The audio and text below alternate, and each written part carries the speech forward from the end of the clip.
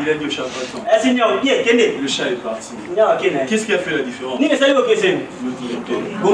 Quelque chose au-dedans de lui. Que le diable peut te regarder dans le visage et reconnaître que tu as quelque chose. Ça ne s'écrit pas avec la main de l'homme. Mais quand on te regarde, on sait que tu as quelque chose. C'est pas parce que tu as beaucoup prié. C'est pas parce qu'ils jeûnent beaucoup. Ça n'a rien à voir avec la prière. Ça n'a rien à voir avec le jeûne. Ça a à voir avec la nature d'un enfant de Dieu. Si tu as accepté Jésus, ça te suffit. Je vous donne encore l'exemple de ça. Entre un canard et un homme, qui est le plus élevé? Le canard est l'homme est élevé. Même un petit comme ça est supérieur à un canard. Mais qu'est-ce qui se passe le plus souvent? Les enfants comme ça sont inconscients. Il n'a pas la connaissance. Quand il voit un canard, il a peur.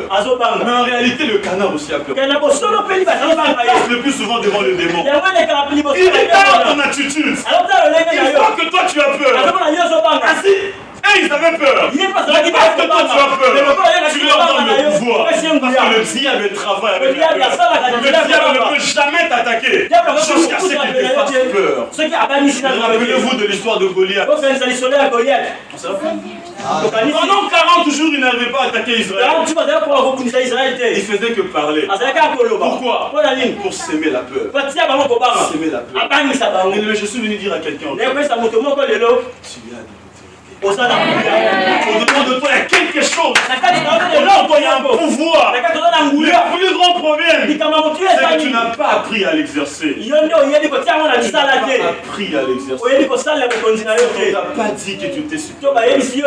On a grandi dans des sociétés, on nous a dit qu'on était de noirs. Je m'étonne quand je vois des gens se fâcher parce qu'on a dit Abisiani.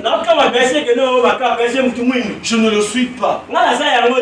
Tu peux commencer à crier du matin au soir à Abisiani. Je ne regarderai pas. Si je suis en cours de route et que quelqu'un crie Claude, Claude, Claude, je ne veux pas regarder. C'est pas mon nom. Pour que je regarde, tu dois dire Patrick. Quelqu'un me comprend? Amen. Je suis en train de marcher. Tu es derrière moi, tu dis Abisiani. Je ne le suis pas. Tu peux me crier du matin au soir, je ne serai pas touché. J'ai vu des gens pleurer parce qu'on a dit crise d'identité. Tu as l'autorité en toi. Tu as déposé quelque chose. À partir de maintenant, tu dois comprendre cela. On va regarder les Écritures dans 1 Roi chapitre 21. Quelqu'un pourrait se dire, mais où est-ce qu'il tire tout ça? On n'a même pas lu la Bible. On est en train de parler de ça. Il y en a où? Il crée ça lui-même. On va dire alléluia. 1 Roi chapitre 21. Amen. Amen, amen. Ok, je vais lire au nom de Jésus. Quelque temps après ces événements, voici ce qui arriva. Naboth, un habitant de Jezreel, possédait une ville à Jezreel, près du palais d'Akab, roi de Samarie. Akab fit à Naboth la proposition suivante. Cède-moi ta ville, je voudrais en faire un jardin potager, car elle est juste à côté de mon palais. Je te donnerai en échange une vigne meilleure, ou, si tu préfères, je t'en paierai la valeur en argent. Verset 3. Mais Naboth répondit à Akab, que l'Éternel me garde de te céder la propriété héritée de mes ancêtres. Le verset 4. Laissez-moi lire simplement les versets 5 et 6. Sa femme Jézabel vint le trouver et lui demanda, pourquoi es-tu de si mauvaise humeur et refuses-tu de manger? Le verset 6. Il lui répondit, j'ai parlé à Naboth de Jezreel et je lui ai proposé, écoutez ce qu'il dit, je lui ai proposé de lui acheter sa vie. Aussi il préférait de l'échanger contre une autre. Mais il a répondu, je ne te céderai pas ma vie. Verset 7.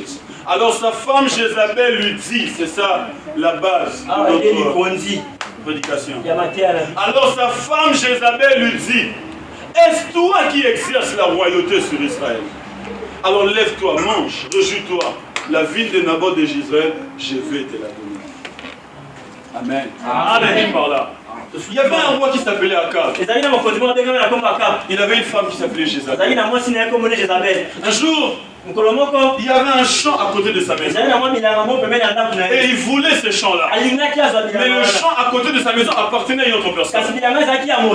Alors, il s'est dit, ok, je vais demander à la personne le champ. Comme ça, s'il veut me donner le champ, je vais prendre le champ. Vous savez quoi? Il a demandé le champ, le gars a refusé. Le roi est rentré à la maison en train de pleurer. On m'a refusé le champ. Alors sa femme Jézabel est venue. Elle dit, mais qu'est-ce que tu pleures? N'est-ce pas toi qui es un roi? Elle dit, j'ai demandé le champ à ce gars, il a refusé. Elle dit, tu pleures comme un enfant. Ce n'est pas toi le roi d'Israël. Lève-toi, mange. Aujourd'hui, je vais te donner ces choses. La suite, c'est que Jézabel a appliqué la mauvaise méthode pour recevoir ses champs. Mais Jézabel n'avait pas tort. Parce que si vous lisez dans les Écritures, avant que Dieu donne un roi aux enfants d'Israël, il a dit aux enfants d'Israël, Amen. Amen. Que vous demandez un roi, écoutez le droit du roi. Amen. Amen. On va regarder 1 Samuel. Je vais lire simplement un verset ou deux. 1 Samuel chapitre 8. 1 Samuel chapitre 8, de verset 11. Amen. Amen. Il leur dit, voilà quels seront le droit du roi qui régnera sur vous.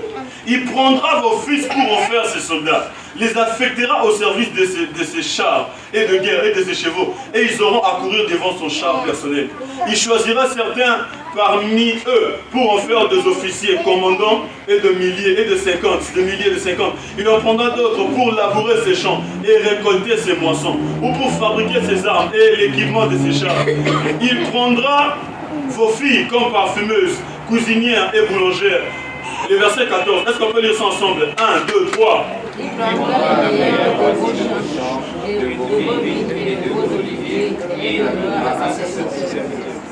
C'était la parole de l'Éternel. Le droit du roi, c'est qu'il pouvait prendre le champ. C'est Dieu qui lui avait conféré. Alors, Akab, en voulant prendre quelque chose, en fait, s'il avait fait ça de manière légale, ça n'aurait pas été mauvais. J'insiste là-dessus. Mais Akab s'est comporté comme un enfant. Comme toi et moi, nous nous comportons souvent. Nous pleurons là où il ne fallait pas pleurer. Et on se dit, Dieu ne fait rien pour moi. Laisse-moi dire ça. Et ta crise à autorité, Nayo. Amen. C'est la crise de ton autorité. Tu n'arrives pas à exercer ton autorité. Et tu attends Dieu. Deux fois tu attends Dieu et Dieu t'attend. Tu dis, j'attends que Dieu intervienne. On aime ce genre de choses. Dieu interviendra pour moi. J'attends. J'ai vu des gens attendre. Et je les ai vus mourir. Sans voir ce qu'ils étaient en train d'attendre. Pourquoi? Parce qu'ils ont manqué de faire ce qu'ils devaient faire. Mais tu dois exercer ton autorité. Si tu ne l'exerces pas, tu seras victime là où tu devais être vainqueur.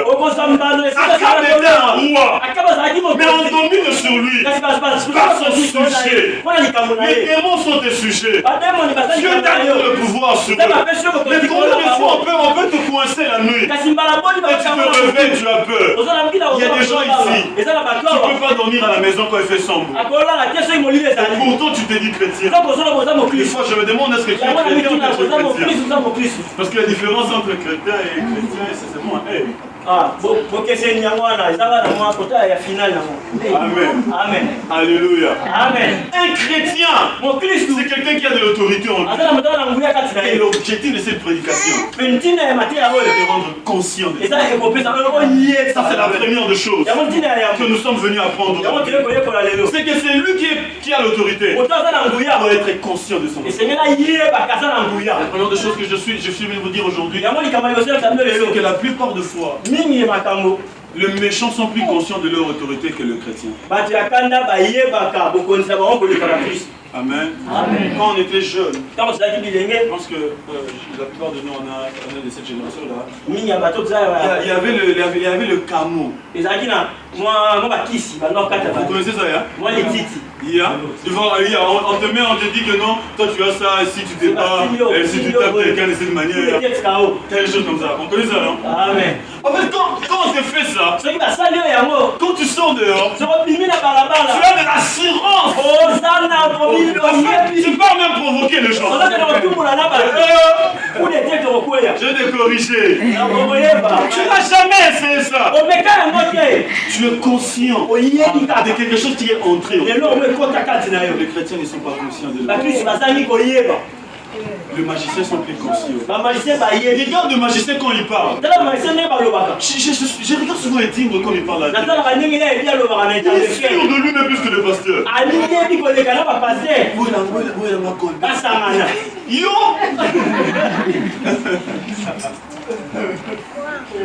Goldberg! Tu entends parler de lui ou quoi? Mais il est sûr de lui. Pourquoi?